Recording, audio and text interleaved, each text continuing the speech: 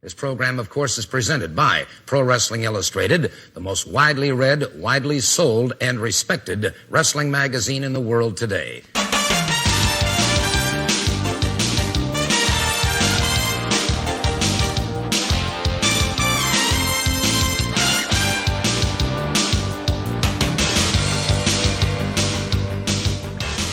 This is the Pro Wrestling Illustrated podcast. I'm your host, PWI senior writer Al Castle, back once again with my co-host, Brian Solomon. How's it going, Brian?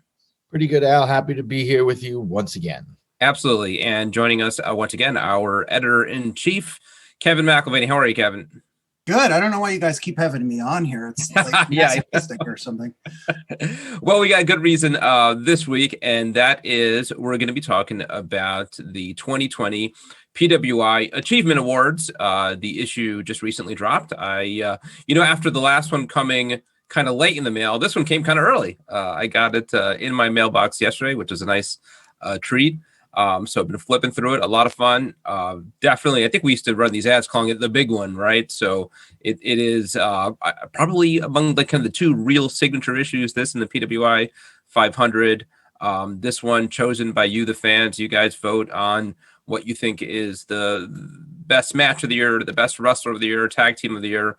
This year we have a whole new category, and that takes us to our special guest. Joining us here for the conversation is the inaugural Pro Wrestling Illustrated Independent Wrestler of the Year, WARHORSE. How's it going?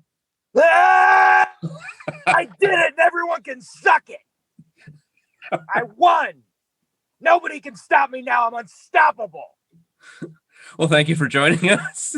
Well, it really came in hot. I don't know if we've ever had a guest be that aggressive with their intro, but I'm doing it again, too.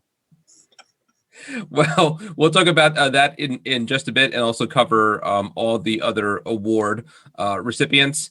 And if you want to see it all for yourself, again, this is very much a must-have magazine. If you're a collector of the magazines, you don't want to miss this one. Back in the days when I was a teenager, a kid with a shoestring budget and couldn't afford every magazine, the two I had to get every year was the 500 and the Achievement Awards. So you don't want to miss yours. Go to PWI-online.com. You could pick up the one magazine, either the digital edition, which you could download right away, or you could order it and have it mailed to your house. Or we very much recommend subscribing. The deeper savings come with subscriptions. You could get up to 54% off of the cover price. I rarely have the magazine in front of me, and this time I do, so I could actually look at prices. You could get $365 per issue. That's a great deal. So again, PWI-online.com. We're going to be talking about this issue, but Kevin, subscribers got another kind of surprise treat this week, right? So actually not subscribers, but followers of yes. the magazine. Yeah. This is a separate special issue, which is digital only, and it's called Pro Wrestling Illustrated Presents Inside New Japan Pro Wrestling. So sort of a nod to the old Inside Wrestling with the title there and the logo. And the centerpiece of that issue is an interview with Takami Obari, who is the new president of New Japan. He has not done a long form interview anywhere. So this is actually, it's pretty rare for a magazine to have an exclusive first run interview these days, but we did it. Walter Yates, who does our international report, got some scoops out of him, really some surprising stuff. And the really cool thing about this interview is that it's in English and Japanese. Both translations are there. And then around that, there's some other cool stuff, some archival articles, some photos, a new capsule profile that's exclusive to that issue. So you can go to any of our social media accounts, and we have the link front and center for that. And I believe we're going to try to get Walter on the podcast to talk to you and Brian about it soon and, hype it up a little more. But in the meantime, you can go check that out. Yeah, absolutely. So again, to be clear, that's not part of regular subscription, but it is a bonus issue that you could go ahead and purchase right now. And it's cool. I mean, that you've been doing a ton of stuff here at the magazine. This is something we haven't experimented with in the past. Kind of reminds me of the old days of what we would put out some specials every once in a while in print. So this is a very cool. Certainly we maybe don't have the opportunity to cover Japanese wrestling as much as we'd like. And so it's neat to have a whole issue dedicated to that. So whether it is the Achievement Awards issue of the year in wrestling or our special digital issue dealing with Japanese pro wrestling, go to pwi-online.com and pick it up. You could also subscribe there to our free weekly newsletter, the PWI Weekly. You could also buy a PWI t-shirt at prowrestlingtees.com. Follow us on social media at official PWI. I hope to be live tweeting the Royal Rumble this week and angering a lot of fans, as I am known to. I swear I try not to, but I guess these days it's hard to relate sometimes. So crap all over it, and that'll make everybody yeah. really mad at you. Yeah, You're going to be like, I'm really surprised that a subatomic particle won the Royal Rumble, but I guess that's okay, and people will still be angry. Okay, boomer. That kind of stuff. Yeah. Anyhow, let's jump into it because we have our guest here. Why don't we first talk about the Independent Wrestler of the Year? Kevin, I didn't know much about this. When I opened this magazine, I was surprised to even see this as a category. This is the first year we've given this award. Can you talk a bit about sort of the impetus for including it? Yeah.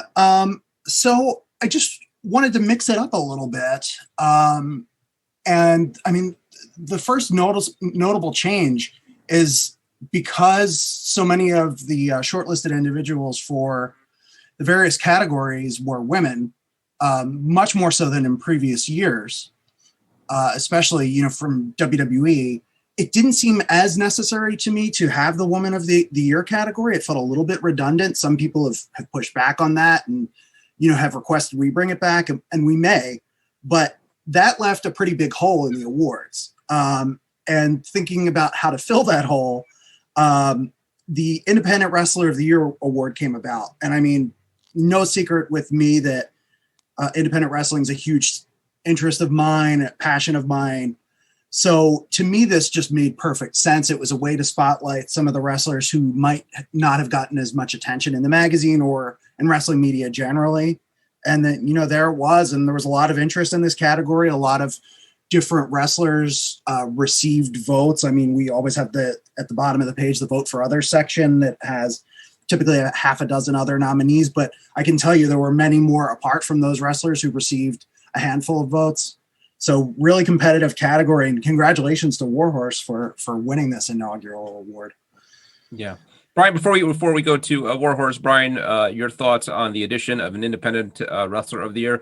I know we still have a Rookie of the Year, but to me, this almost leans kind of toward the what used to be the Rookie of the Year, because before we really created sort of a definition for what qualified as a rookie, it feels like the rookie sometimes almost was the Independent Wrestler of the Year, or sort of who was the new face. But that's evolved over the years. So I think it makes sense, because you could be just tearing up the independent wrestling scene, accomplishing, as our guest has, accomplishing so much. But the reality is, how are you going to compete with a John Moxley or a Drew McIntyre or somebody like that for some of these kind of more notable awards? So I think it's great to kind of give them their own little space here. Yeah, I think it's an important distinction to make, too, to have two different awards like that, because it's not really always the same thing. I mean, especially now more than ever, there's a lot of people that are kind of making their name on the independent scene as a thing, and it's becoming much more viable. So they're not just, people that are brand new to the business. I mean, there are some people that are thriving for years on the independent circuit. And so this kind of gives them the ability to be recognized. If you're not necessarily a rookie and you're not working for, a major televised company, you can still get this kind of recognition. So I think it's long overdue. It's a great award to have. Yeah. And just to go through the runners-up, in the first runner-up spots with 14% of the vote was Nick Gage, who we've written about quite a bit in the magazine here in recent months, AJ Gray in the number 2 spot, and the third runner-up, Chris Dickinson. And the winner, the first ever Independent Wrestler of the Year, is our guest, WARHORSE. Can you tell us about your reaction when you hear you were the first person to have this award? Yeah, I was shocked. I I didn't expect it at all. I thought for sure that somebody like Nick Gage would have won the award. And then I found out I had 17% of the vote.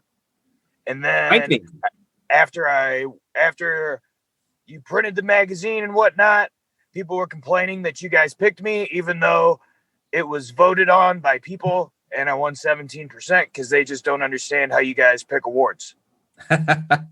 Was this a career year for you? I mean, did you feel like this was really kind of a turning point for you in 2020? And obviously a terrible year for a lot of people, maybe for you, a real good one?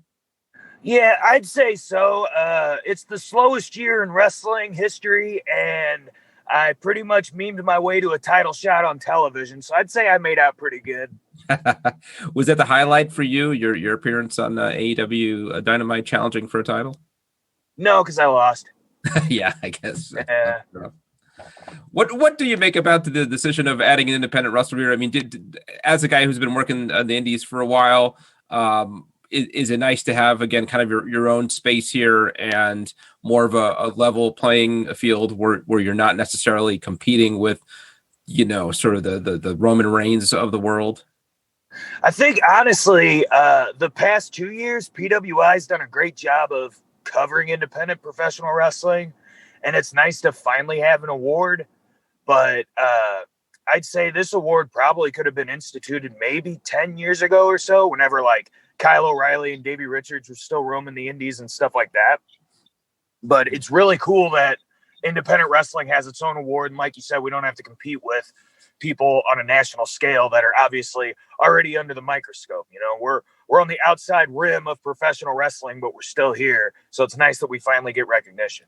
Yeah, I guess it's kind of ironic that the award is created on a year where there's probably less indie wrestling than there's been who knows when. I mean, where the larger companies, the WWE, AEW, and some of these larger national, international promotions have had the resources to continue operating throughout the pandemic. For the most part, independent wrestling has been dormant. So what's that been like for you? I imagine having many a weekend off. Yeah, I sleep a lot. I sleep in until about 1 or 2. So you guys woke me up early for this podcast. Yeah, I sit at home, talk to the dog. She's not much conversation. And that's pretty much the life of Warhorse. Walk to the gas station, pick up 6-pack, walk home. I mean, you have emerged periodically, though. So, I mean, you're playing it down a little bit, but you're the longest reigning, I believe, independent wrestling champion for IWTV. So you've had some title defenses in there. Yeah, I've defended the title 40-something times now. I don't remember what the exact number is, but right before pandemic started, I was at 34, I think. And then pandemic happened, and then people were like, well, he's not defending his belt now. But I had a billion defenses within the first, 6 months. Yeah. People, not bad. I don't know. People love to complain. You guys know that. People love complaining online. Yeah. Has it been challenging overall for independent workers in that, again, they have so fewer opportunities this year to, not just sort of be on the radar. And I know you're always kind of sort of building your resume, building your profile, but also just making money, right? I imagine you and a lot of other independent wrestlers took a big financial hit this year, not being able to work a lot. It's been rough. It's I feel worse for green kids than I do for people in my situation, because there's a lot of people that just started within the past year and a half or so that had to put a pause button in their whole plans, any bookings they had. They're not really going out and learning anything. They're just kind of sitting around at the training school and not getting out and getting actual experience. So it sucks for them more so than I say somebody in my position, because at least I'm able to put out videos and people are familiar with me versus these guys have no experience or fan base whatsoever. Yeah. How cool was it? And I know you talked about losing, so maybe not that much of a highlight, but just the acknowledgement, just that AEW with its audience, it being, a national promotion right now, beating WWE programming a lot of weeks. And it's not the first time that an independent wrestler has been featured, but certainly WWE's sort of style of doing it is repackage you, call you something else, kind of tear you all down and rebuild you. And this was just grabbing you up, showcasing you, and acknowledging that this guy is somebody. This guy is a big deal and worthy of a title shot right off the bat. So what did that do for your profile? Definitely bumped up my booking fee, that's for sure. Good for you. No, I got a lot more recognition after that. I got on a lot of people's radars. I made a lot of new fans from it too. It seems like every other day people are asking why I didn't sign with AEW and things like that. So, I'd say I did my part and I did it as best I could. So, like, say you were to sign with AEW or wherever else, and you're under contract next year, that would make you ineligible for this award. So if that does happen, who's your pick to win the award next year? Well, I would say Blake Christian, but he looks like he's probably going to sign with like New Japan or something if I had to speculate. But I would say probably AJ Gray. I really thought he was going to win it this year, to be honest. And he was closely in contention, especially, you had sort of a surge later on, but AJ wasn't the lead for a bit, as was Nick Gage. So it was interesting to watch that evolve. And, AJ was featured in the magazine last year as well. I mean, he's really great. Kevin, can you clarify what we consider an independent wrestler? Yeah, I mean, it's essentially somebody who is not under an exclusive contract with a major televised promotion. So if someone is under a contract with AEW or WWE, they're out. So that one's kind of obvious. And we did have a cutoff. I mean, so Alex Zane signed with WWE late in the period. He got some votes and was, maybe not one of the 3 runners up, but he was trending that way. But then, ineligible. Danhausen signed with Ring of Honor very late in the period. Actually, I think he officially signed after the cutoff date, but by the time we printed, he was ineligible. So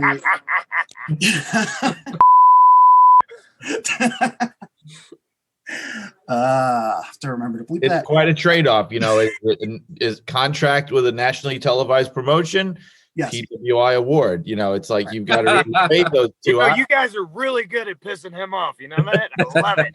Yeah, we got him to swear Danhausen for the first time, and I tried to pull the wool over his eyes.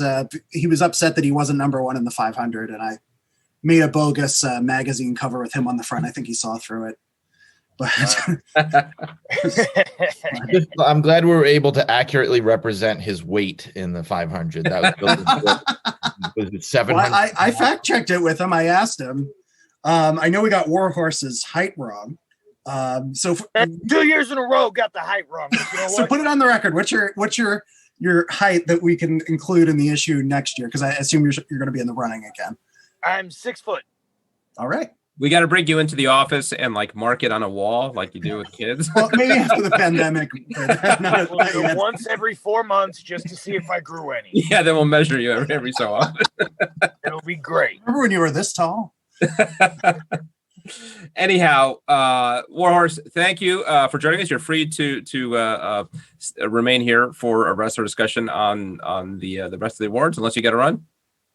I think I might dip out because I got to go get glass out of my eye. Yeah. We know. All right. Well, good luck. All right, man. Thank you. Best of luck. Anything you want to promote before you bail? Everything, all the time. Okay. ProWrestlingTees.com / I forget the handle. Warhorse merch on Pro Wrestling Tees. Follow me on Twitter and Instagram at JP Warhorse. Subscribe to my Patreon. Patreon.com / Warhorse Rules Ass. Come to my house. Give me $10. It's 5 foot. No, I'm not giving my address. Never mind. But yeah, I think that's everything. All right.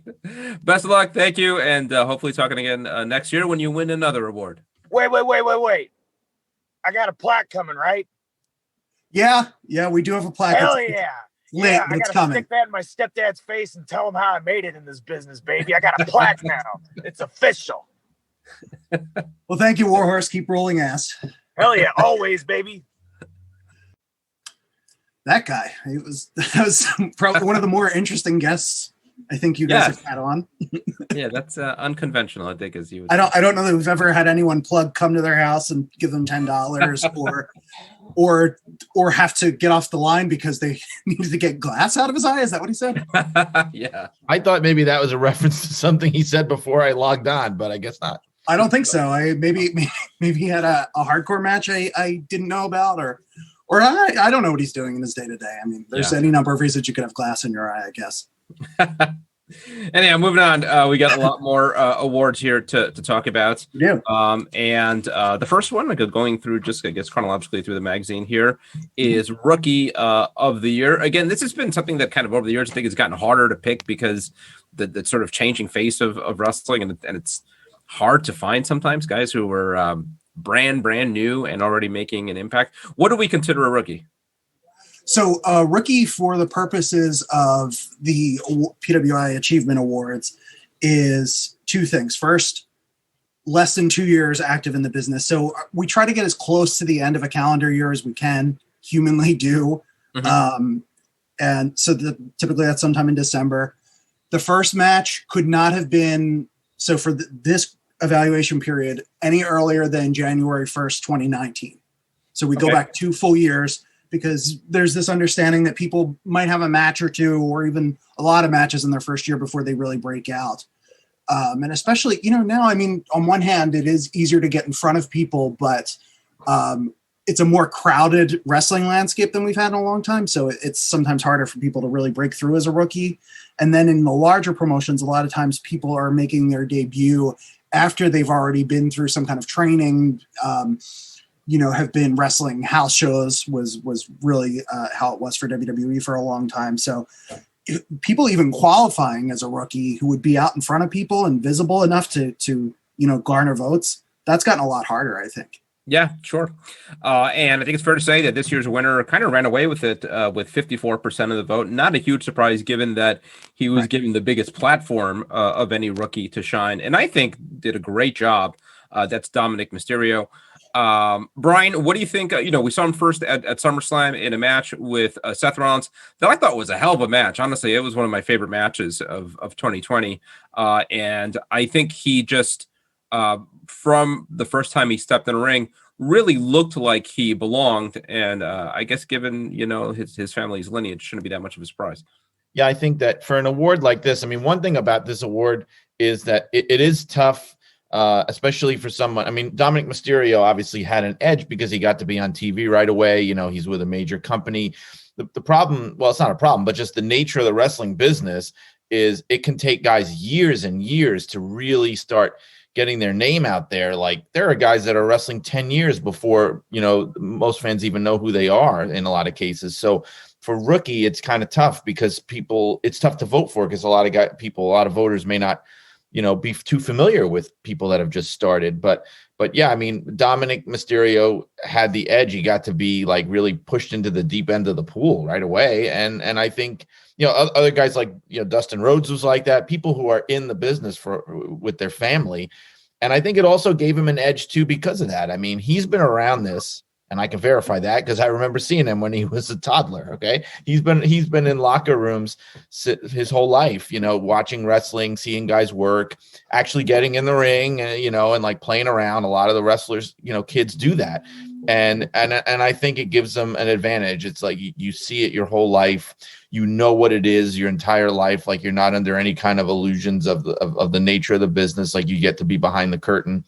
And I think that really gives an edge to people like that. So I'm not surprised that he won. He seemed to me to be kind of like the no-brainer choice. So, and not just because he's on TV or because he's Rey Mysterio's son, but because, he's been really impressive for what he's been given at such an early stage. So he's one to keep an eye on for sure.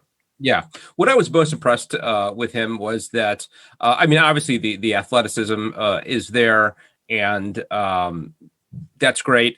But he was thrown right away into a storyline that relied so heavily on emotion, facials, storytelling, And I mean, really to the extreme. I mean, we saw him get beat down with the kendo stick, the involvement of his mother, his father, his sister. There's this whole love triangle with Murphy. There was a lot going on, and I think even a seasoned veteran could have a hard time in that sort of WWE ecosystem of the way they do this, of playing it straight, of delivering a convincing, emotional performance. And I think he just absolutely shined from day one. I think we all remember him just getting battered with that kendo stick and how he sold it. It was really one of kind of the emotional high points for WWE in 2020. So Kevin, do you agree? I mean, do you agree with fans' choice here for Rookie of the Year? Yeah, I think so. And it is interesting how we essentially saw him. He got put into the spotlight very quickly in a program with Seth Rollins, but he was essentially paying his dues on camera with those stiff kendo stick shots. And, as you mentioned, kind of embarrassing storyline. But, like Brian said, he's been around the business his whole life. He was literally involved in a storyline as a child. The Dominic custody ladder match between his father and Eddie Guerrero. So he, it's in his blood, and it's in how he was raised. So it's not really surprising that, given some, of course, behind the scenes training that's probably gone back quite a while, that he was able to come out and perform at this level. I think one telling thing that WWE has done is kind of guard him a little bit since then, because I think they didn't want him to be overexposed too quickly and have the fans turn against him, especially because he's really such a natural baby face, I think, just like his father. So that's been good. I mean, as far as everybody else, I mean, again, it's fewer rookies out there invisible, but we did have a pair of them on AEW in Anna Jay and Abaddon, who were first and third runners up respectively. One cool thing about the Nightmare Factory and the connection that AEW has with that is that you have people who start out, with their training, and if they're progressing well, they'll actually get TV matches very quickly. I believe Brooke Havoc just had her debut on last night's edition of Dark. It was her debut match, and she was on, it's YouTube. It's not necessarily television in the traditional sense, but those shows are very highly viewed. I believe, in the hundreds of thousands of views each week. So it's cool to see how AEW has utilized some of those lesser experienced wrestlers. And of course, Anna Jay has been in a women's title program with Hikaru Shida. So she's really been in particular a standout. And then Abaddon immediately followed after and did the same thing. And then we have Joshua Wavra, who is a trainee of the Chikara Wrestle Factory, and Chikara no longer in existence, but Joshua is a very sound technical wrestler and has a strong following on the independent scene in terms of the fan base there, and got quite a few votes, and enough, in fact, to put them into a second runner-up position, which is really pretty impressive in the midst of Dominic Mysterio and two AEW wrestlers. But one thing I would point out is that someone who did not get a runners-up position is Pat McAfee. I was going to bring him up because I thought he was just sensational. I think he only has 2 matches under his belt, Right. But in every time he was in front of a camera, he was such a pro. I mean, just an absolute show stealer. Yeah, and he was, again, pretty late in the game for this. And we may not have even had him shortlisted. In fact, he was so late. Like he may have had his first match after we press time for the ballot, or it may have been just before. But his first match would have been the SummerSlam weekend, right? Because I remember him and Dominic had their first matches on the same weekend. It was super impressive seeing both these. That's right. Yeah. Matches. So he had another match until War Games, which was in November, December. Right. But he made enough of an impression. Sorry, maybe Brian. it has something to do with the difference in viewership from Raw and SmackDown and NXT. I mean, it could be that. I mean, NXT obviously has a smaller viewership, even though it's still very large. I mean, that plus the lateness of his start, because that's the big difference between him and Dominic is, Dominic is feuding with Seth Rollins out of the gate. and Pat McAfee's on NXT doing great, but maybe just a little bit lower profile, Yeah. So, a fun discussion here, and I think fans got this right. Let's talk about most improved wrestler of the year. Coming in with 30% of the vote. This year's winner, Drew McIntyre. It's almost strange to think of him as a most improved wrestler of the year because he was the guy on sort of the A brand for most of WWE. But you forget that by the end of 2019, really, he wasn't doing much of anything. And when he won the Rumble, it was a pretty significant surprise. I mean, he was very firmly a mid-carder, and really in late 2019, I wouldn't even call him an upper mid-carder. I mean, he was losing matches to, I forgot who it was, but I mean, pretty low on the totem pole of WWE. And from there, push to the moon with a Rumble win, eliminating Brock Lesnar, beating Brock Lesnar in short order at WrestleMania. It's been one of the big stories of 2020 was the Drew McIntyre experiment and how bizarre it is because we still don't really know how over he is with fans because he's yet to perform really in front of a live crowd, but now has 2 title reigns. He briefly lost to Randy Orton and then got it back.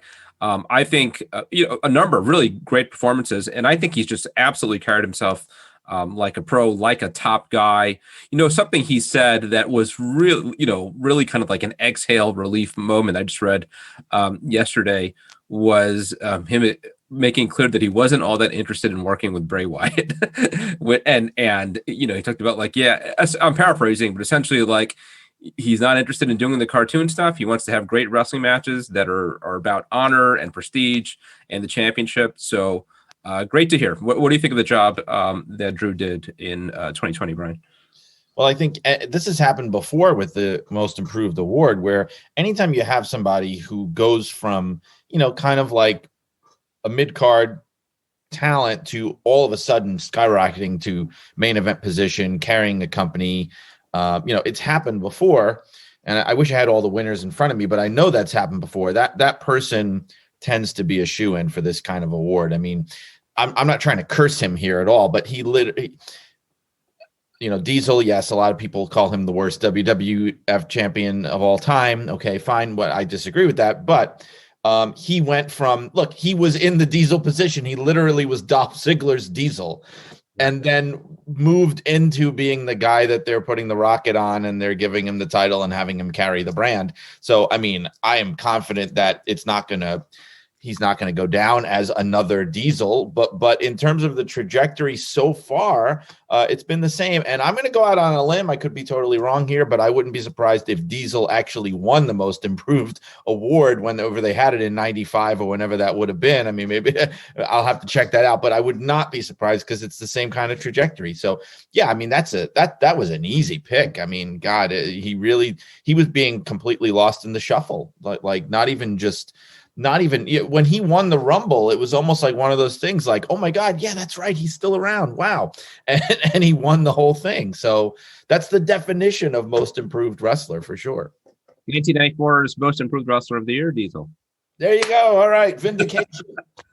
Yeah. Kevin, your thoughts? Is he another Diesel or more than that? No. I think, the other thing we should mention with Diesel is obviously he went on to greater success elsewhere. But no, I think McIntyre has, a long, bright future ahead of him. It was just a matter of this push finally happening. And I mean, we don't have to look back any further than last year. Brian Cage won this award. Did Brian Cage all of a sudden get so much better at what he does in 2019? No, it's just he won the Impact Championship is what happened. And he was, just on a, on a higher level as far as his push was concerned. And if you look at the runners up, even in this category, you have Otis and Jey Uso from WWE. I don't think Otis in particular has gotten particularly better in the ring, but he was allowed to showcase his character and his personality a lot more, and fans got behind him. Again, presumably because most of it took place not in front of people. But he had some good momentum and seemed to be decently over before the shutdown. Jey Uso, I don't think, I mean, he didn't get any technically better at what he does in the ring, but he was allowed to, and had the opportunity, I should say, to showcase his personality in ways that he didn't before. And, you know, this sophisticated kind of storytelling that we've talked about here on the podcast previously. So in some ways, it's really just push is what this is. Mm-hmm. And I mean, even Ricky Starks, I mean, he's certainly getting better and better because he's still a pretty young competitor. But he essentially just went from NWA to AEW, you know, and was on a bigger stage in 2020. It's not, I don't think it's that he got so much better in the ring or at promos, even though I do think he's improving as he goes on, but he's the first runner up, and it's because he was allowed to shine in a way that he hadn't been before in front of this national televised audience, as opposed to, you know, no disrespect to NWA Power, but it was a relatively small YouTube show. And even when he was on NWA Power, you know, even they kind of recognized his potential because he was sort of positioned as this new guy making a big splash. Like they were giving him a solid push. So then when he came to AEW, it was kind of like a huge amplification of what was already starting to happen for him. Yeah, he won that TV title tournament, I think, very early in the year. Yeah. And fans were way behind him. I agree with everything said about Otis and Jey Uso. I mean, I don't see a whole lot of improvement in Otis. He got a push, and then I think they very kind of decisively pulled back from that. And here at the beginning of 2021 and the end of 2020, he wasn't that much of a factor at all. Jey Uso, I think, did improve a lot. I think with him, it was a combination of getting an opportunity, but also really stepping up his game because always him and his brother are very exciting performers, athletic performers, but they worked a certain style of match, the kind of style of match that they were called on as tag team performers. He was put in main events overnight, and that is a very different style, and against really a super heavyweight in Roman Reigns, and he more than held up his bargain and had a pair of really compelling main event matches on pay-per-view. And since then, moving into this position as kind of a henchman, it continues to shine. I mean, I think he's one of like the great stories of 2020. So I'm glad to see him get his due here. Next up, we've got Inspirational Wrestler of the Year, a real kind of tragic case in this year's winner, Shad Gaspard, with 44% of the vote. We know it was pretty early. Was it pretty early in the year? When was this? Yeah, May. That he was out on the beach with his young son. I guess his son kind of drifted away too far. He went out to get him and sadly drowned. His son thankfully survived, but he did not. And then just a ton of, a name that wasn't really on the radar for a number of years, but you really got an outpouring from fans and from people who worked with him who talked about what a special guy he was. So, I think this was a no-brainer, Shad Gaspard getting this award. What do you think, Brian?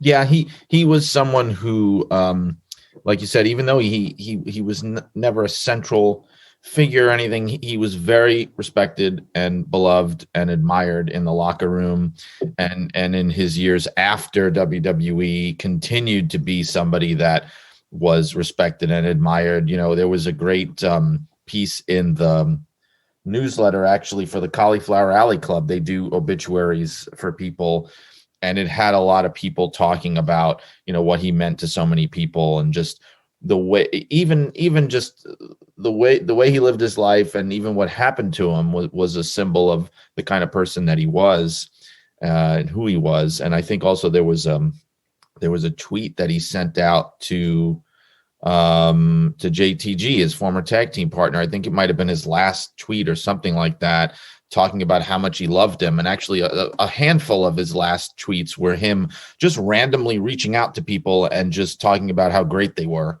you know. And I mean, if that's not inspirational, I don't know what is. I personally think that he would have been a contender for it no matter what, but it's just that more people know about him now, unfortunately, because of the tragedy. But he was an inspirational figure long before that.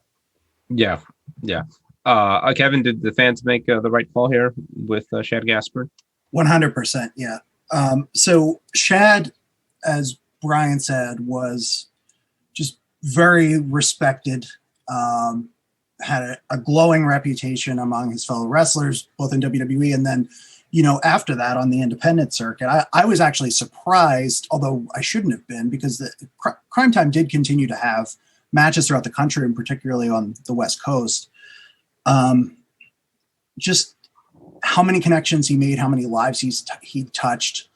Some of the newer stars, even just like who I didn't know that they had personal relationships with him, just talking about how inspirational and influential he was before, even before his passing. And it is worth noting that he died a hero. Apart from, trying to save his son himself, the lifeguards emergency response got to him first. And he said, forget about me, go save my son first. So he sacrificed himself for his son. So just really tragic story, but, given the kind of man that he was, I think it's really fitting that he took this category. I mean, yes. Who else could it be? Absolutely. In first runner-up spot, Thunder Rosa, who really came on strong in 2020, the beginning of the year, kind of shining on the NWA brand, that carried over to AEW. And I'm learning some stuff about her here, becoming a U.S. citizen, a naturalized U.S. citizen, fought in MMA, got a degree from UC Berkeley. So, yeah, I mean, certainly a role model. Then this is unusual. The second runner-up is not a person. It is a movement, the Speaking Out movement, where you had a number of wrestlers, particularly women, speaking out about sexual misconduct that they have dealt with. And I think that led to a lot of changes over the summer for wrestling. And in the third runner-up spot, Drake Maverick, who had a good little storyline over the summer. He was one of the wrestlers released in all those mass firings early in the year when the pandemic began, and kind of willed his way back to television. And is he still around? Yeah. And I mean, I saw that we had some feedback online about this being strange. We have Shad, who died a hero, Thunder Rosa, who's a hero in real life in addition to the ring, and then the Speaking Out movement and the brave women and survivors who spoke out with as a part of that. And then Drake Maverick, who is more storyline inspirational than in real life. But that video that he released on his Twitter after he was part of that rash of releases over the spring,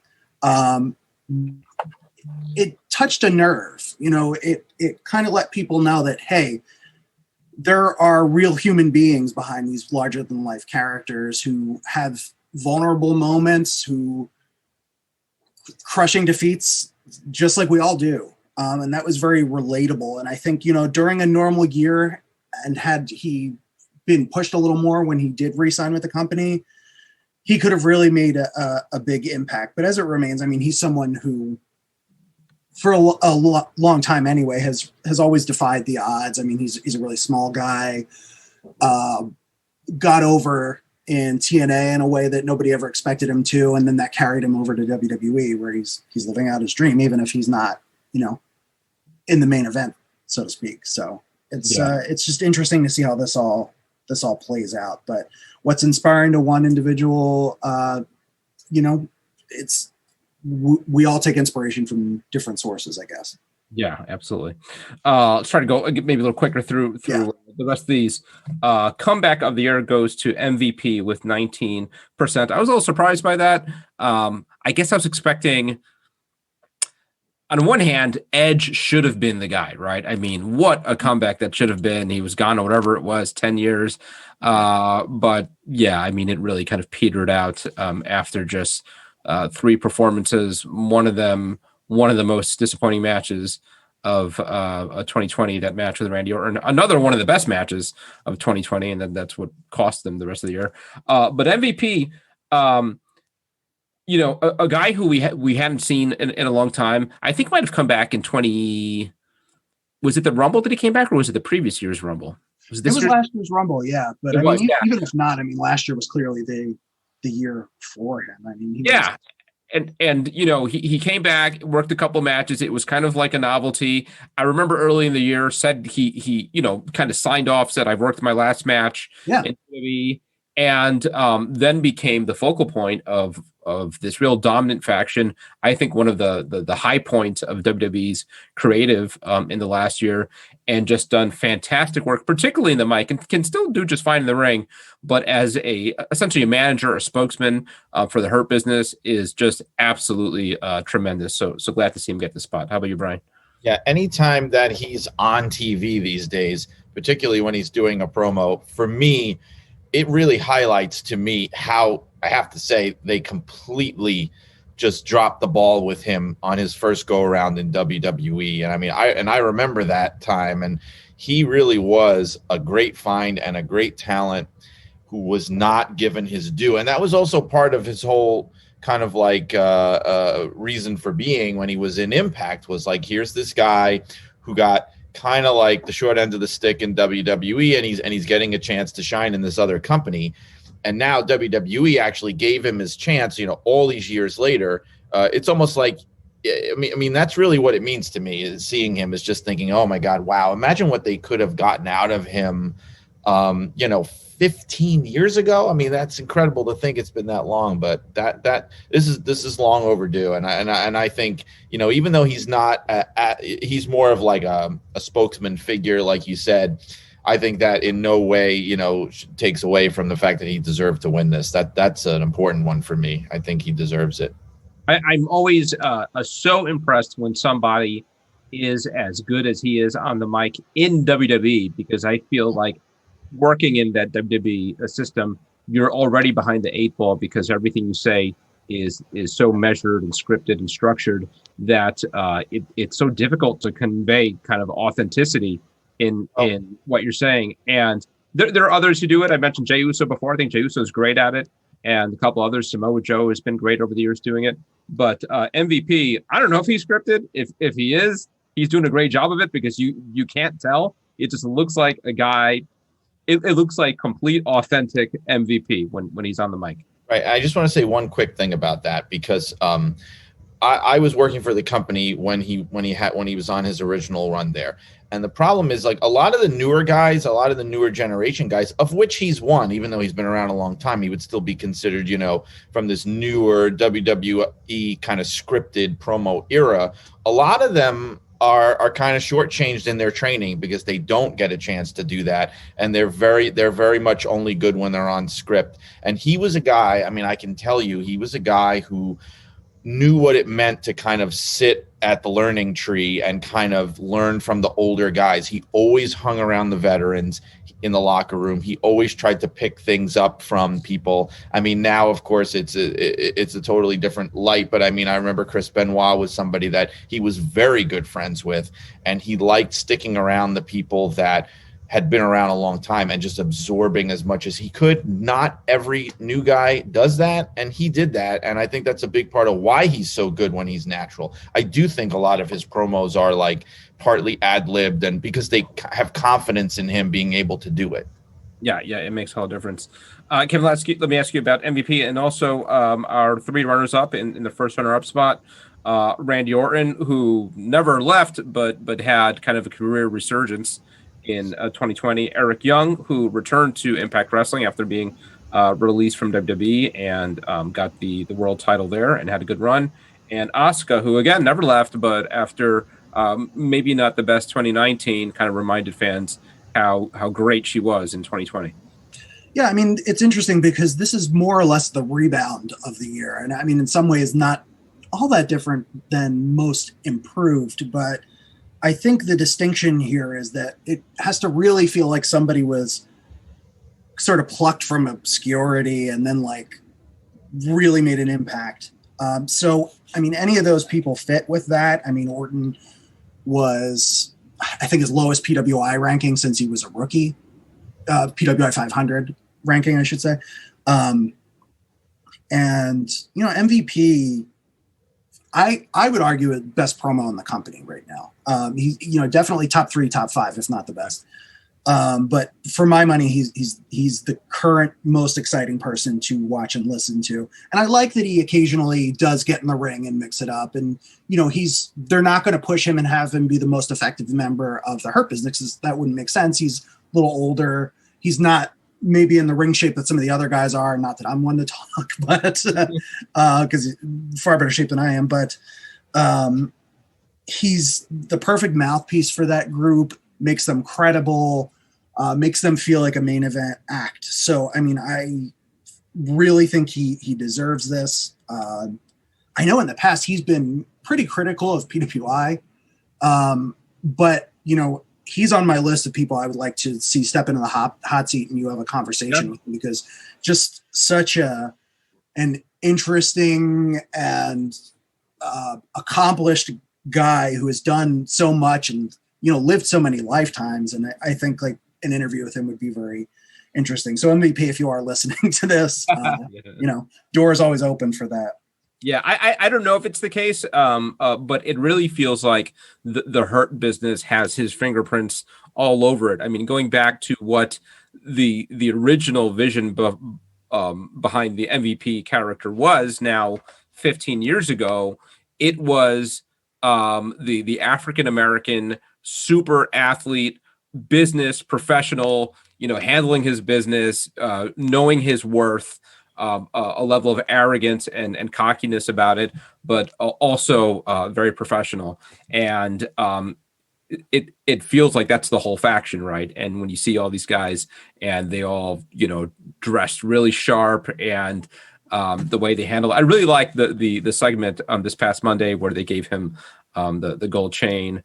You know, it's again, in 2020, there hasn't been a whole lot to praise from WWE's creative, and the Hurt Business was very much a shining bright spot. Feud of the year with 37% of the vote. I think this is a gimme also. Bayley and Sasha Banks. Did they win Feud of the Year years back too? I know they did Match of the Year. Sasha and Charlotte actually were the first two women to win this category in a feud against each other. I had thought maybe that was the case too, Al, but when I look back, that's Sasha and Bayley won Match of the Year, but not Feud of the Year. And it's interesting because we're going to get to it, but they also won Tag Team of the Year. Isn't that wow. Yeah. No tag team has ever won Feud of the Year the same year they won Tag Team of the Year, let alone against one another. It's just really remarkable, but I mean, they arguably carried WWE programming for the whole spring, essentially, like the early months of the pandemic.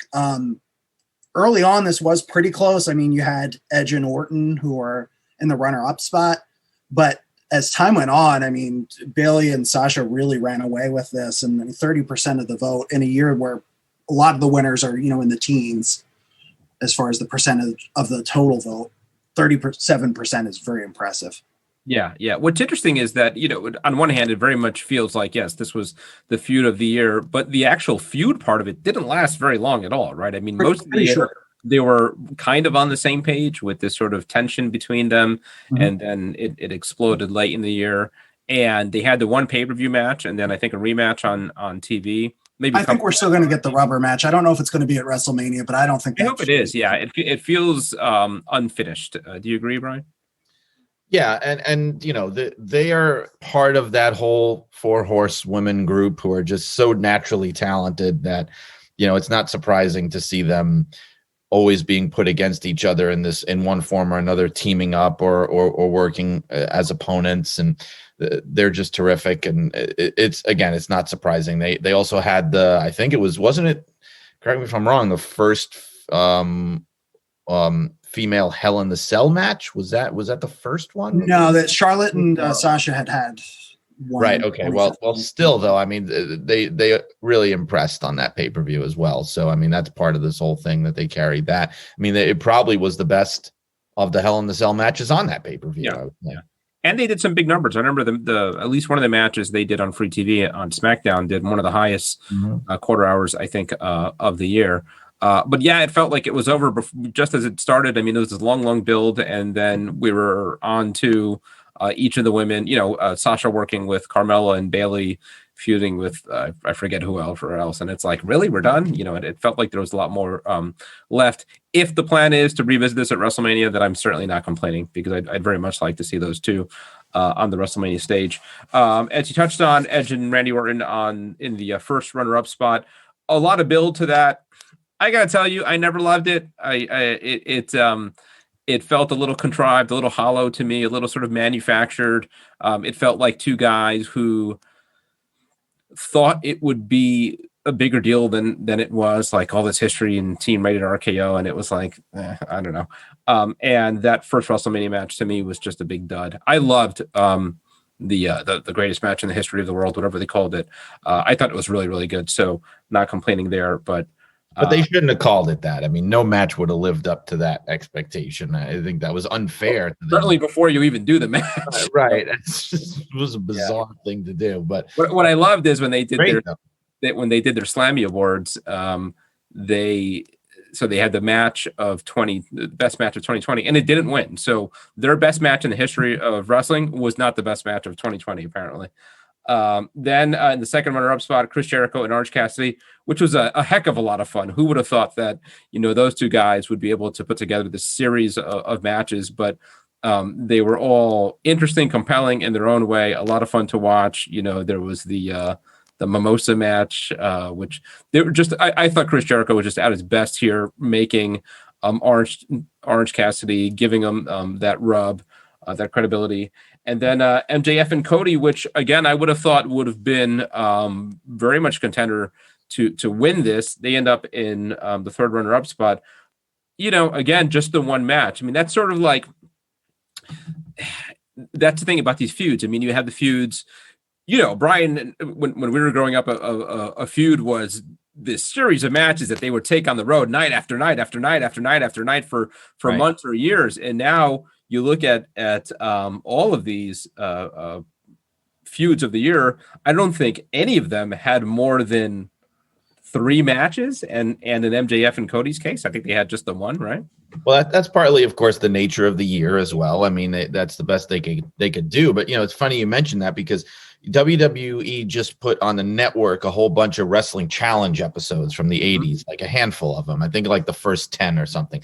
And so I watched the first one, and they were all about pushing the Hulk Hogan, Paul Orndorff feud, which I believe won feud of the year that year in PWI. And it was generally considered the hottest feud. And I mean, the whole thing was a house show feud. Like, they had the Saturday night's main event match, but I mean, it was mainly built up for the house show circuit. There weren't even, there was one pay-per-view a year back then. So like, they never had the big major, like that feud is fun. The big event. Right. The big event. Right. You're right. They did. Was the big event pay-per-view? I guess it was. No, it wasn't. Yeah. Wasn't. Right.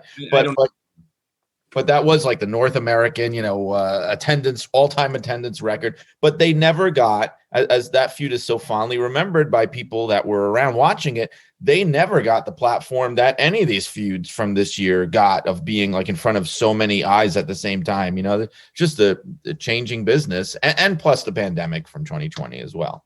Yeah, I imagine if there were house shows, they would have. Yeah, because if you do the math, right, if you look at it mathematically, doing the house show circuit, a feud like Hogan and Orndorff, it probably was seen by roughly the same amount of people as doing one match on TV, right. today. Right. So it would have been dozens and dozens of matches. Right. And as he said, I mean, if they were running house shows, I imagine this would have been kind of the go-to match, at least at the bigger house shows.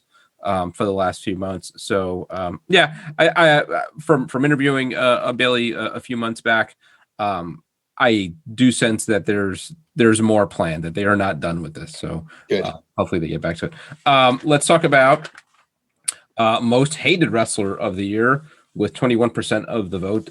Seth Rollins. We skipped most popular, but we can go in that order if you want. Okay, well, yeah. Okay, let's just go backwards, I guess. Most hated wrestler of the year. Seth Rollins. I'd say this is a big coup for him, because he started the year on such shaky ground. I thought his feud with Bray Wyatt near the end of 2019 was, caused almost irreparable damage to Seth Rollins. And I think it's what led to him having to do this heel turn, because you could not salvage him as a babyface. And I think he did a fine job. I didn't love this character. I think it was better than what became of the Seth Rollins babyface character in the second part of 2019. I thought he was a fine babyface in the first half of 2019. Basically, I think Bray Wyatt, ruined him. But this whole kind of religious cult leader kind of thing was hit or miss for me, but I think he did a fine job playing it, and it was meant to be hated, and it was hated. So good for him, I guess. Right?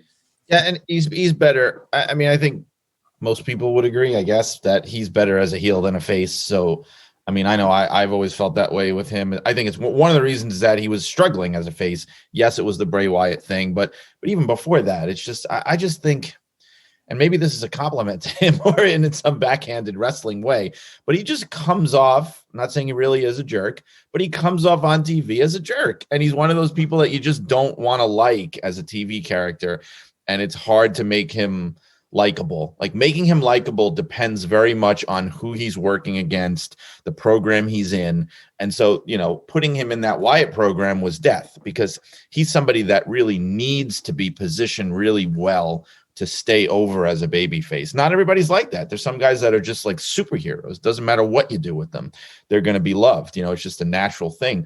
And he's just not in that category. Like, he really needs good creative. He just has natural heel tendencies, which, good for him. And he's a strong heel. I like the Monday Night Messiah character. I think it was definitely a successful pivot from what he had been doing before that, Yeah. What I think what really soured me on it was, and I had almost forgotten about this until I'm reminded right now, him plucking Rey Mysterio's eye out, and the stupidity of that angle in a year filled with stupid angles. That was and it just again kind of soured me on the whole thing. And I gotta say, maybe I'm in the minority. I liked him as a babyface. I remember going to a house show in Pennsylvania last year. I was front row and with my kids. And I thought he was great. I thought he played it to the T. He works with Baron Corbin, and the crowd was behind him. I think a lot of the stuff he kind of touching on what you're saying, Brian. I think some of kind of the real life Seth Rollins tendencies hurt his cause. Stuff he'd say in interviews and social media. He really came off bad. But I think that the character, he was fine. How about you, Kevin? What do you think about Seth Rollins' year as a rule breaker?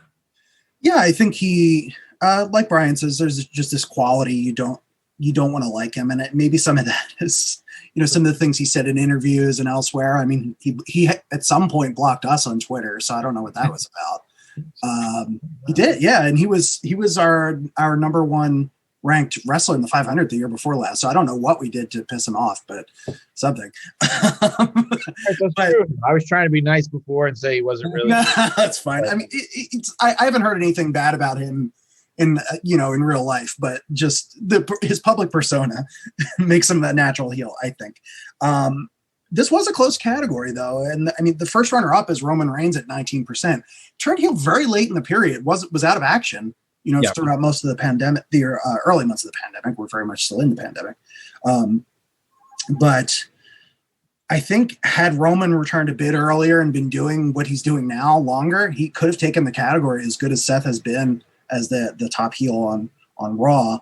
And then you have MJF at second runner-up, which, I mean, again, just speaks to the competition in this category this year. And, maybe MJF is possibly hurt a little bit by inactivity. He was also out of action for a while, but you have the three of them. And I mean, look, Randy Orton, who, he's more in a babyface role now, but while this voting was going on, very much a heel. I mean, he was really detestable throughout most of the year, and he's only the third runner up with 11% of the vote. So there doesn't seem to be a shortage of detestable heels in pro wrestling right now. Yeah, I think Roman Reigns is doing all-time great heel work. About a guy who is just naturally cut out for a role. They were really kind of pushing that rock uphill for years and trying to get him over as a babyface, and it never fit.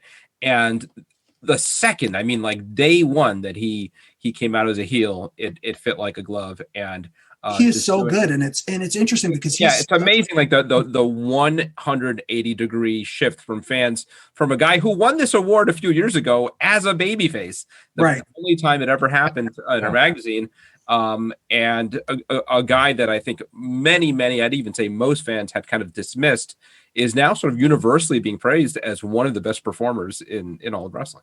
And it's interesting too because I think the view of fans toward him had softened because they really admired his fight against leukemia and then his decision to stay home with his family during the pandemic to not put himself or his children at risk.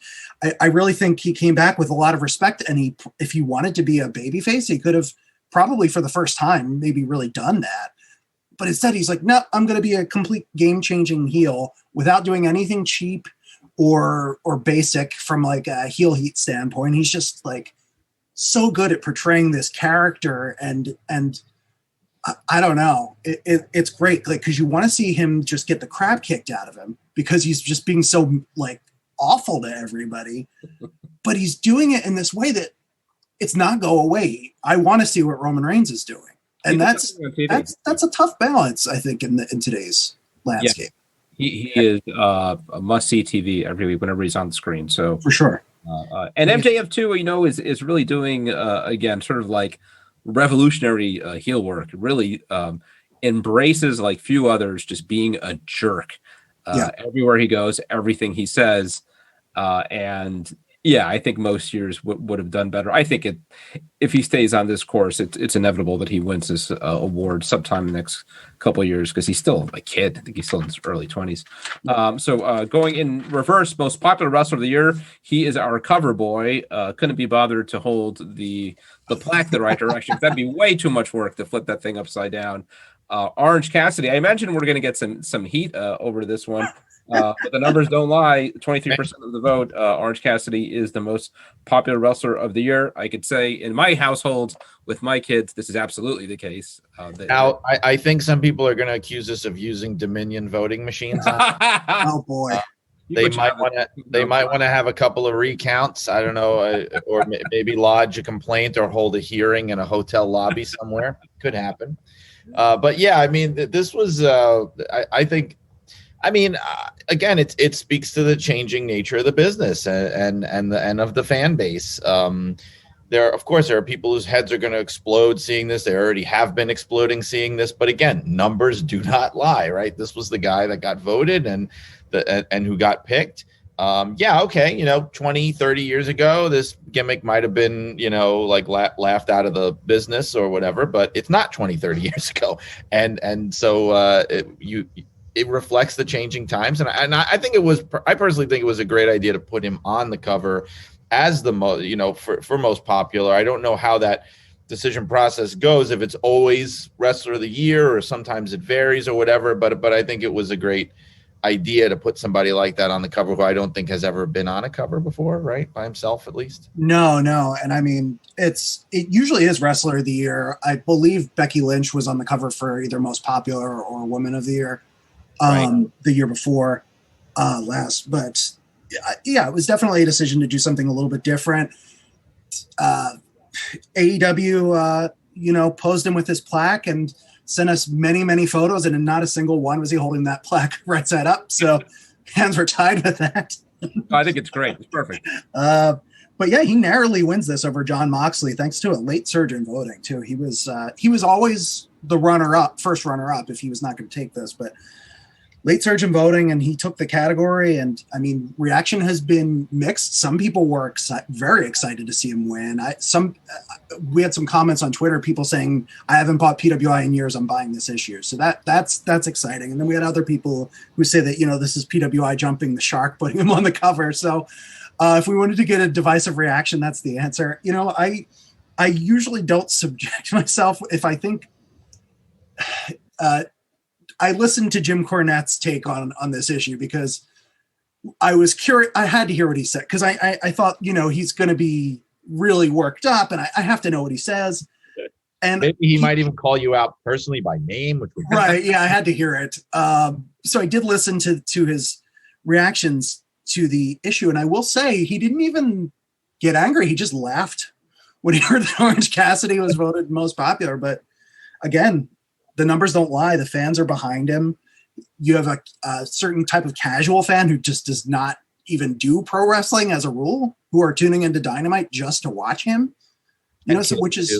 That's an incredible opportunity, and that's not something you get very often. And the fact that this character may not have worked 20 years ago is completely irrelevant. We are living in a very different world. And one thing I pointed out, and just in his defense, this is a very highly trained and capable technical wrestler who stays in character constantly. And I heard the interview that Brady Hicks conducted with him for the feature he wrote about him. You can't get him to break character. He is just committed to the bit. Yeah, he does some stuff that you may not do in a real fight, but he's 100% consistent in a way that a lot of wrestlers are not, and in a way that's oddly old school. Which, yeah, I mean, I'm writing the biography of the Sheik right now, and I'm seeing a lot of parallels. I mean, that's never been said before. I'm saying it. I'm saying it. He also never broke character. Didn't matter. He was a guy who really, really knew how to wrestle. He legitimately could work. His character meant that he didn't. And he would surprise people. They'd be like, I don't know, you know how to do all this. Why don't you do all this? And he'd be like, it's just not my thing. That's not what gets me over. It's not what I do. It is very, very similar. You know, a lot of people would look at him just the same way they look at Cassidy and go, this guy is a clown. What is he doing? He's just biting and stabbing. And does he know how to do anything else? But that's why he works. If Orange Cassidy dropped all that stuff, he wouldn't be Orange Cassidy. You know, he wouldn't have won this award. He should be just another wrestler. So that said, I think we did see an evolution in the character this year. You know, especially in that feud with Chris Jericho. You think about that debate segment they did, where a lot of it was kind of fun and silly, but at the end, he really brought it home and made the case for why he was going to beat Chris Jericho. And it was one of those, you know, goosebump pros. And in those matches, had his fun, did some of his shtick, but also really brought it, you know, and showed a kind of aggression that we hadn't seen. So, I think people who think he's kind of all gimmick or one dimensional are not giving him his just due. I think we did see another side this year, and we continue to see that. So, and the other thing is, it's sort of an indictment of where baby faces are right now. Certainly in WWE. I mean, you look at the top 4 vote getters, only one of them is sort of WWE main brand in Drew McIntyre. Jon Moxley, who I think is could have won this award. A guy who was very much over with fans and positioned as a top guy. And then Keith Lee, who was very popular on the NXT brand. I don't think that really translated onto the main brand, in part because how he was positioned. But yeah, I mean, this is an indictment of WWE just not being able to create babyface stars anymore, other than Drew McIntyre, who's done a fine job, but it also hasn't set the world on fire. So I think they got this one right. Moving on, wait a minute, let's skip to one. No, we didn't. Match of the year. Yeah, match of the year goes to a tag team match. I think it's been a while since we had a tag team match as match of the year. And it is the Young Bucks versus Adam Page and Kenny Omega from February 29th. Was this the Revolution pay-per-view? Was, yeah. Yes, yeah.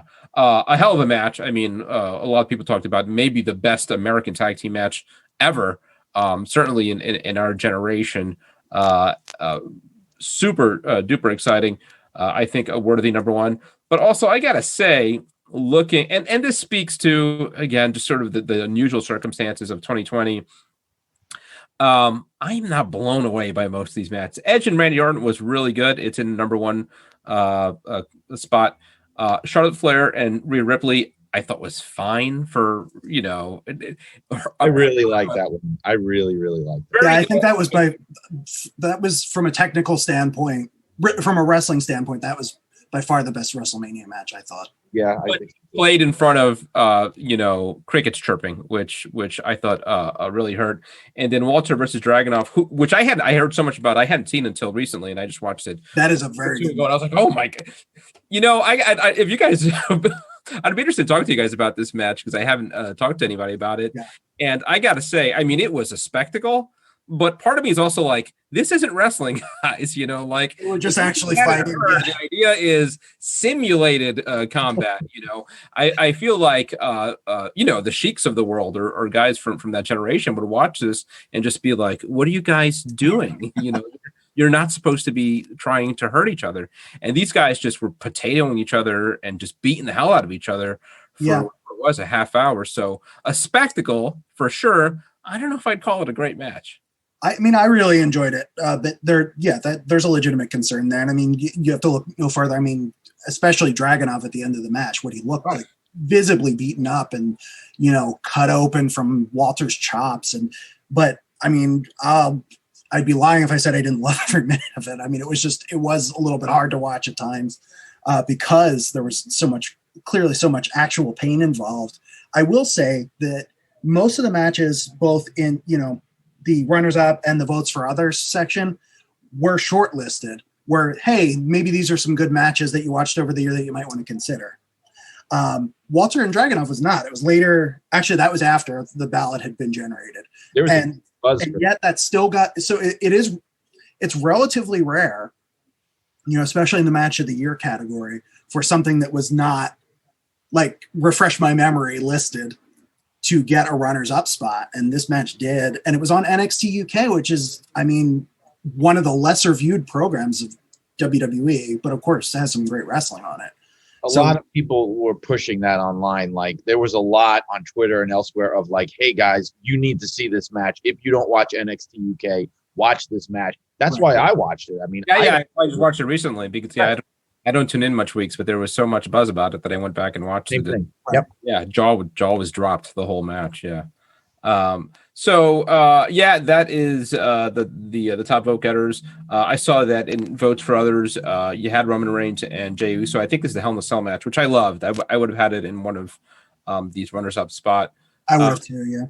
Yeah. And you know, another one that maybe I liked more than most, I mentioned it before, was Dominic Mysterio and Seth Rollins from SummerSlam. I thought that was a hoot. I thought that was so much fun when all the family's running out and mom's coming out and the sister's coming out and all that. And I think it's some votes, but not enough to be in that, even the honorable mention category. It's just, you know, there were some memorable matches in here, and agree with them or not, that's what our readers said. So yeah, but, also surprised not to see Japan not do as well this year. Usually they're all over this, and I mean, they were shut down a lot of the year, I know. Well, but you did have Wrestle Kingdom in there.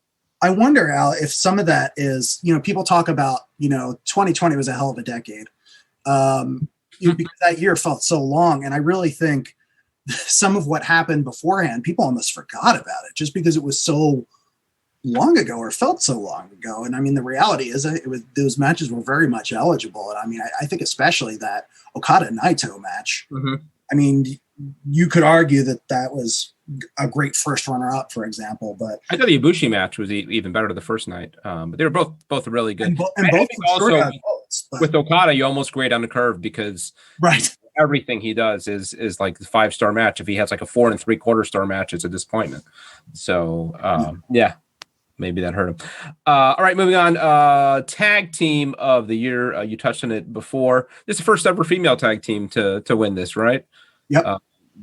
Golden role models Bayley and Sasha Banks win it. First runner up, we've got FTR, who was the first number 1 ranked tag team in the tag team 50. Adam Page and Kenny Omega had a great year, and then Street Profits. So this is as strong a group of tag teams in this category as I can remember in a long, long time. Yeah, and this is actually 4 of the 5 teams from our top 5. Yeah, in the tag team 50 issue. So it's nice to see that, you know, albeit in a different order, that we were along the right lines for who we came up with. Some have pointed out, I believe Bayley and Sasha actually had a losing record over the year. So that speaks to the quality of their work and their presence on television that, you know, you could argue with, and some people objected to them being as high as they were in the tag team 50, but to me, this vindicates it. I mean, 20% of the vote. 1 in 5 people who cast a vote said that they were the best tag team all year. And, again, numbers don't lie. Yeah. Brian, do they get it right here with the golden role models? This was a really tight category, I think. I don't know. I mean, I have to say, this is not to give a cop-out answer. Like, pretty much any one of those teams, I would have been happy with winning. I mean, I don't know. I'm maybe slightly partial to FTR just because of the impressiveness of, dominating, all the different brands, which they've been boasting about lately, which I'm glad that any AEW allows them to do, like SmackDown, Raw, NXT, AEW, like all these things. I think that has kind of a cool thing about it, but still, I don't begrudge this at all. Any one of those teams would have been a worthy pick. Yeah. I might actually have given my vote to the Street Profits, who I was a little slow on the take up with, and but they just dominated the whole year. I mean, beginning I guess right before WrestleMania, when they got the Raw Tag Team title, and then just everybody put in front of them, they knocked down, and the big win over New Day late in the year. So I thought they absolutely came into their own. So yeah, I might have given it to them. But yeah, I like you said, I don't think you can go wrong here. And then finally, the big one, the Wrestler of the Year, sporting the Pro Wrestling Illustrated T-shirt, which you could pick up at ProWrestlingTees.com. It is he's the former champ, right? I forget. I lose track. Who's AEW champion these days? That's Kenny Omega. That's right. Yeah, Omega, because he's on Impact. Yeah, I he's had for so long that I still think of him as the champ. He does have the IWGP United States Championship as right. Yes, which he has teased defending pretty soon. So, yes, the former AEW World Heavyweight Champion Jon Moxley with 29% of the vote. I mean, that was a nice, healthy margin. So, a decisive pick by our fans at the first runner-up spot. I think almost in most years she could have won this. With 10% was Bayley, who had just a heck of a year. Then Chris Jericho in the second runner-up spot, and Sasha Banks, third runner-up. So 2 out of the 3 runners-up women. I think that's the first time that's happened, I think. So Brian, was this the right choice? Jon Moxley had a heck of a year. I think it's tough not to make things too predictable, but in my mind, it's tough to argue that the winner of the PWI 500 shouldn't be Wrestler of the Year. I mean, I guess we wouldn't want to just have the same people every year win it, but I mean, it just shows the level of dominance, the level of, accomplishments, what he's done, and how he's been positioned. I think that Jericho was a great first champion to have, to kind of get the ball rolling and get things off the ground. But I think, him as champion, despite the pandemic limitations on that he had, like everyone else did. But I think having him as champion was a great way to kind of keep that ball rolling, And now with Kenny Omega, it's like this title lineage. I'm really I'm really psyched by it because it's such a maybe I'm ruined by the often haphazard booking of WWE with their top titles sometimes, like this Randy Orton switch, hint, hint. But it seems like everything just kind of clicks. It's like you had Jericho, who was very solid in his own way. You had Moxley, who kept it going. And now you have this Omega angle with Callis. It's been a greatly booked title. And I mean, obviously, it goes without saying, holding that title is what put Moxley over the top. I mean, this was the year that he really came into his own. So as much as he deserves the PWI number 1 500 spot, he deserves this as well. I think that absolutely was the right call. I'm glad that he wound up getting that. Yeah. Well, I've just been looking at the history of this award while you've been talking, because I wanted to check something. And it is the case that this is the first time ever since we started this award back in 1972. And I think that was in the Wrestler magazine, that a WWE, WWF, WWF male wrestler has not even made a runner-up spot. So there's no representation of male WWE wrestlers. And it was a gimme forever that usually they would win this. Whoever the top guy in WWE would win. You look at the history, it's Hulk Hogan, it's Steve Austin, John Cena, AJ Styles more recently.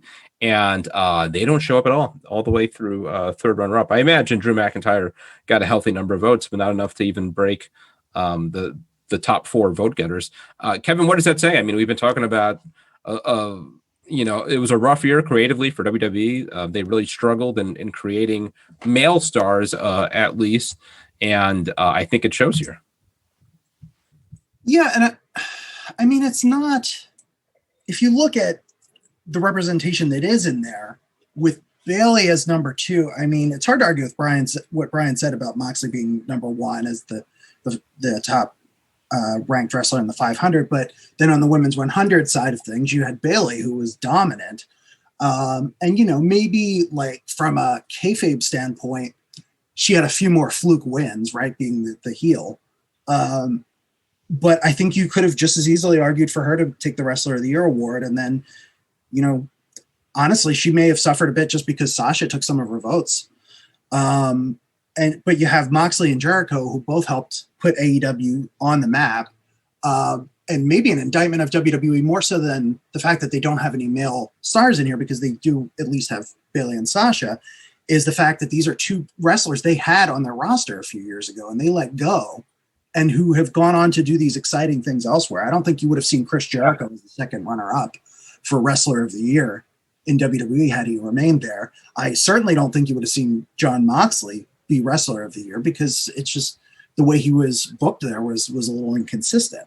And as you said, Drew McIntyre did well. I mean, it was close. I think maybe he had 6% of the vote, if memory serves. I don't have the numbers in front of me, but apart from that, I mean, it's kind of slim pickings for WWE. The next up, you have Asuka. So, I mean, it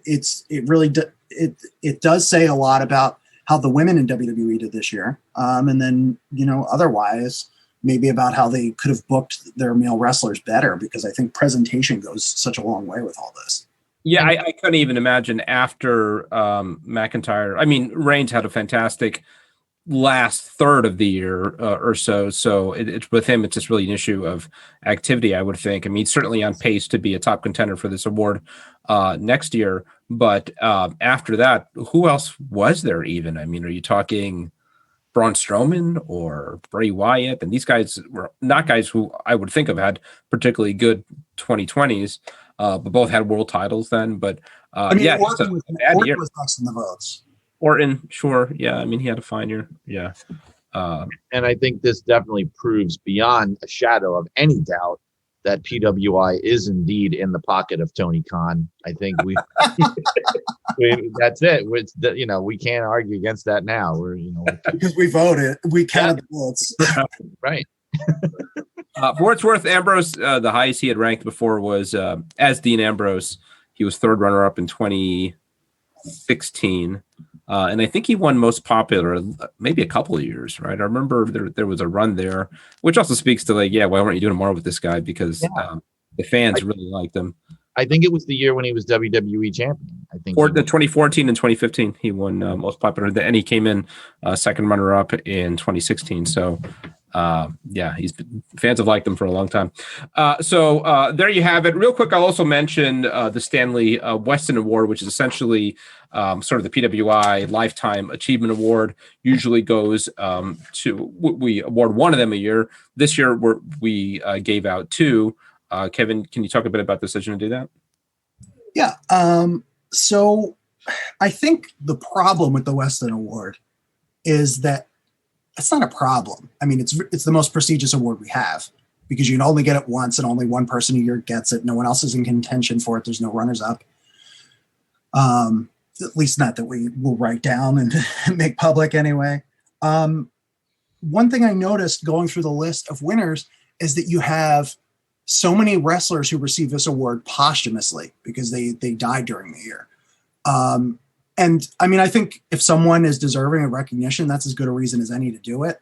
But it made me a little sad to think that that so many people are not getting recognized, especially in recent years during their lifetimes. And if you have something like the Grammys, I think they have 6 Lifetime Achievement Awards a year. That's a little bit overkill, but I don't see a reason why we can't have 2 or 3. And I think start with 2, and that makes sense.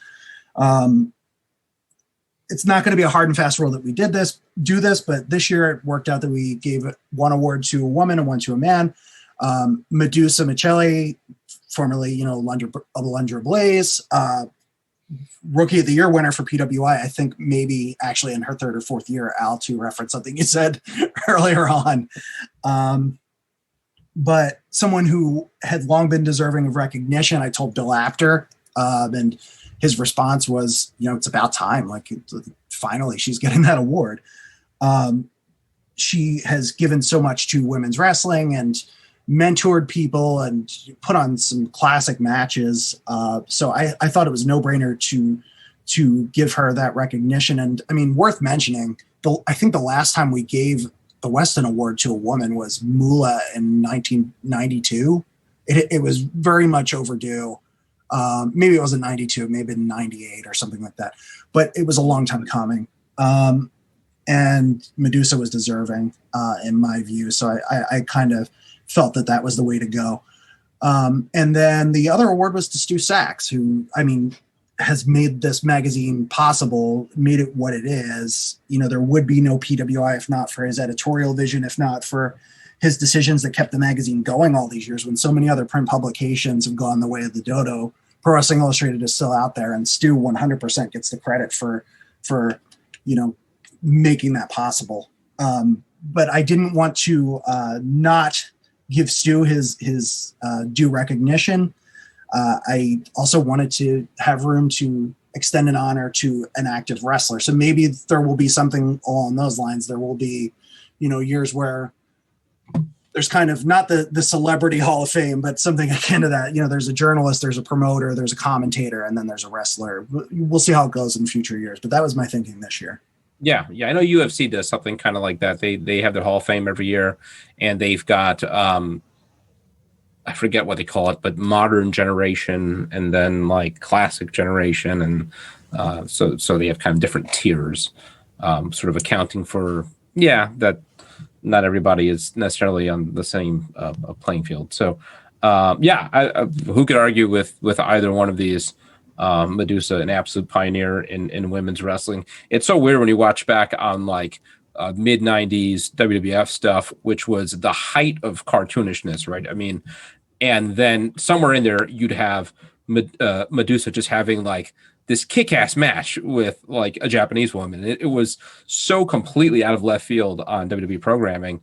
You go back to that Survivor Series 95 where they had the one women's match. It was just like Medusa just like having this amazing match with all these Japanese women. It was really bizarre, but she absolutely deserves it. And that feud with her and Bull Nakano really did have some great match. And I hadn't watched some of those in a long time, kind of like you were alluding to. I'm like, wait, whoa, this match is so much better than I remembered. Yeah. And then you look at it, it's like, well, yeah, they were both from All Japan Women, who were just one of the most revered in-ring promotions of all time. I mean, like how many, I don't even know how many 5-star matches were given to All Japan Women during the 90s. It was a lot.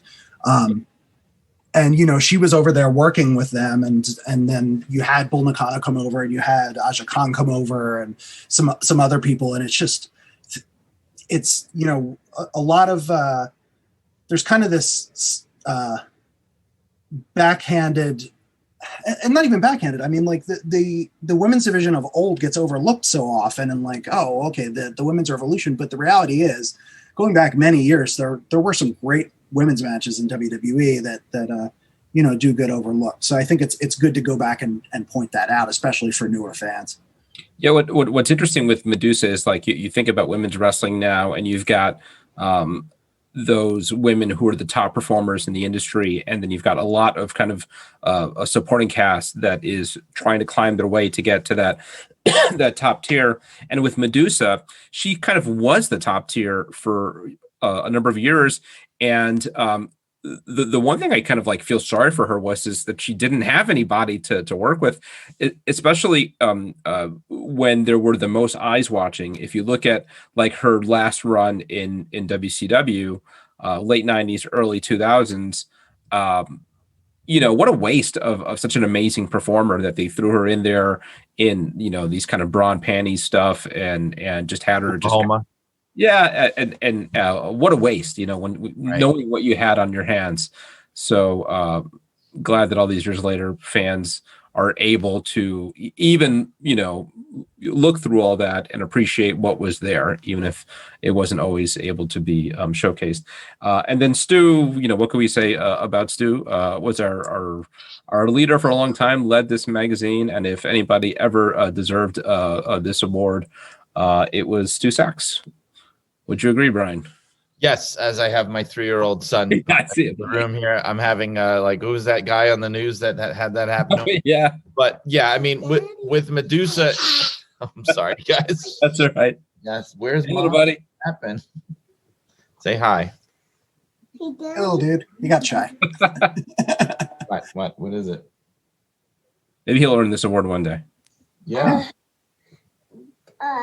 Mommy. Somebody left the door open, but that's all right. Okay, so yeah, because I did want to talk about Medusa though for a second, and sure. Stu, of course, but yeah, I mean, like she distinguished herself in so many places: AWA, WWF, WCW. I mean, she was world champion in the AWA and the WWF, and also excelled as a manager. Honestly, like she was great in WCW in the '90s as a manager. The stuff she did in the 90s in the WWF, probably I would have to say that was ahead of its time because she was kind of the first women's wrestler at that level that was being put out there strictly on the basis of her athleticism. Probably the first time, maybe even since like Mildred Burke or something, and not in terms of like, wow, these women are really hot or whatever. And unfortunately, it's because they didn't know what to do with it, it seems like, that it then became like, all about Cheesecake right after her was with all the Divas stuff and everything. It was, and so it's been a long time coming, the kind of recognition. And again, what happened there is no mark against her at all because she gave it her all. She was incredible in those years in the WWF, probably the best in-ring stuff they were presenting at that time. So yeah, she definitely deserves it. Stu, of course, the great unsung hero of the history of Western magazines. And I say unsung only because he made it his life's mission to be unknown by wrestling fans. Yeah. And he succeeded too well, because he needs to be on that Mount Rushmore, with Bill Apter and Stanley himself, honestly, Mr. Weston himself. He deserves it. He really was I can't even say the face of the magazine because he didn't want to be. He was the masked face of the magazine for 30 years. I think Al referred to him as the heart and soul of the magazine at some point. That's great. Yeah. And you're right. I hope now that he is retired and sort of like with Medusa, maybe you get a kind of historical perspective. I hope fans, new fans, even older fans begin to discover more about what Stu did over. I mean, who has got a run like that, right? I mean, 40 plus years working in the wrestling magazine business.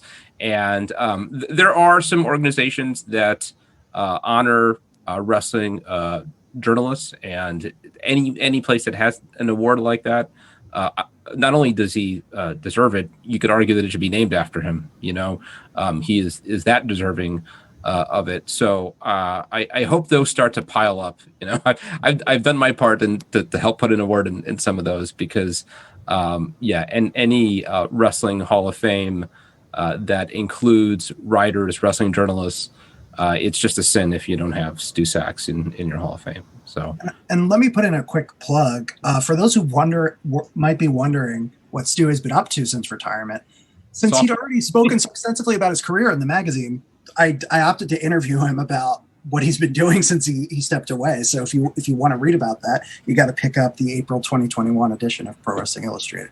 Absolutely. Yes. That's a good segue. All right, guys, that wraps it up. And really, we've gone through everything here. But if you really want to dig deep into why these people were picked and what fans had to say and so much more, this issue is about more than just the awards. We've got the top 10 stories of the year. We've got a complete history of title changes, right, throughout the year. We've got the whole staff's memories of 2020, a lot of photos that have not been published otherwise in the year in review. There is just so much here. You don't want to miss it. The official awards, which are always a lot of fun. Those are chosen by the fans. I think it's 82 pages of coverage, something like that. Yeah. So please do yourself a favor. Go pick it up at PWI-online.com. All right, guys. Thank you so much for doing this. And we'll do it again soon. All right. Take care, guys.